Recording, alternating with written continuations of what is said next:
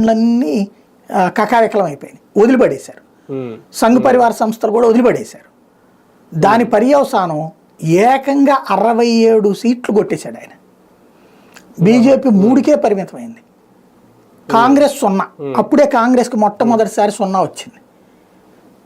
ఆ తర్వాతన కరెక్ట్గా 2020 ఎలక్షన్స్కి ముందు ఏం చేశాడు కేజ్రీవాల్, తెలివైన ఎత్తుగడ వేశాడు. ఉచితాలకు సంబంధించి ఉచిత విద్యుత్తు, అట్లాగే 200 యూనిట్ల వరకు ఉచిత విద్యుత్తు.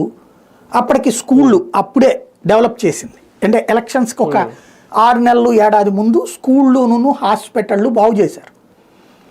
అవి అందుబాటులోకి తెచ్చారు. ఈ మహల్లా క్లినిక్స్, తర్వాత ఎడ్యుకేషన్ సిస్టంలో కొన్ని రిఫార్మ్స్ అవి తీసుకొచ్చారు. దాంతోపాటుగా విద్యా సంస్కరణలో భాగంగా ఇక్కడ జగన్మోహన్ రెడ్డి 20% ప్రైవేట్ స్కూళ్ళల్లో రిజర్వేషన్ అన్నాడు చూడండి, విద్యా హక్కు చట్టం కింద.